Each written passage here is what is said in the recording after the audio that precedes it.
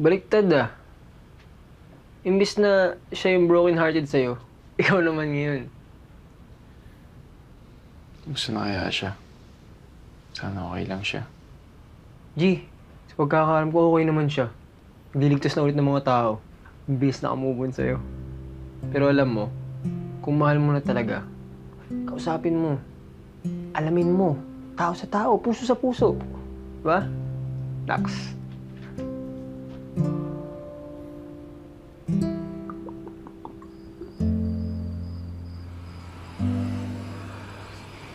Hold up to. Bigay mo saan mga gamit mo. Wag po! Maawa po kayo sa akin! Tigil mo yan! Ako ang harapin mo! Babe! Wag po! Super babe! Napagutusan lang po ako. Ano? Sir, okay na sir? Okay na, tol. Salamat, tol, ah. Hindi ko pa uwi. Anong ibig sabihin nito? Huwag ka na magalit sa akin. Ginawa ko lang naman yun kasi hindi mo na ako pinapansin, eh. O tapos? Tapos miss na kita. Sobra. Sinungaling! Hindi.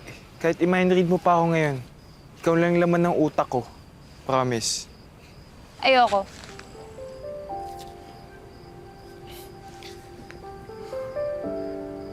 Chelsea, mahal kita. Kahit sino ka pa, kahit ano ka pa, kahit itali mo pa ako araw-araw, kahit bugbugin mo pa ako, kahit saan mo pa ako sundan. Okay lang sa akin. Basta huwag mo lang akong puruhan, ah. Alam ko super babe ka ng lahat. Pero sana ako lang yung super babe mo. Para bang ako lang yung mahal mo. Hindi ka namang loloko? Hindi, ah. Tatakot ko sa'yo.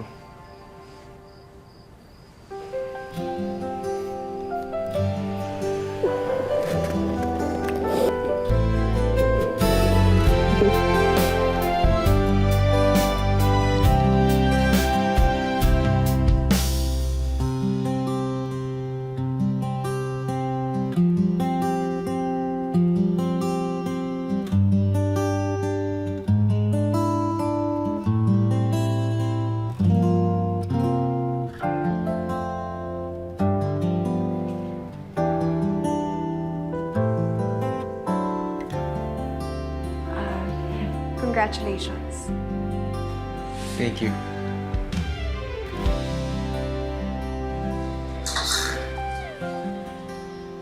Magandang gabi, kabayan. Andito tayo ngayon sa isang lugar kung saan ang makikita si Super Babe. Niligtas ang isang bata na tumalon sa 4 na palapag na building. Kung makikita nyo, itong batang ito ay nilalakasan ng loob para labayan ng... Ayan, tuwan ang mga Pilipino. Kita-kita naman. Tama-tama. Super Babe. Super Babe. Maniwala kayo na mayroong superhero dito sa Pilipinas. Maraming salamat. Back to you, Pilipinas. Alam mo, G, iba rin talaga siya eh. Sinabi mo pa.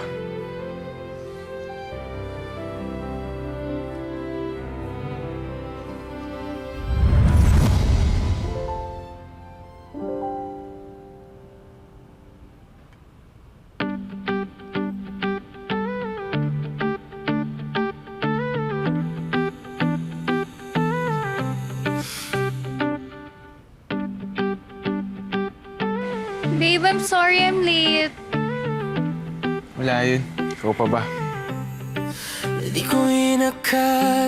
Sabi nila sa buhay natin may makikilala tayo na isang superhero at nais kong ibahagi sa inyo ang tagapagligtas ng aking buhay. Ang nagbigay ng liwanag na si Super Babe.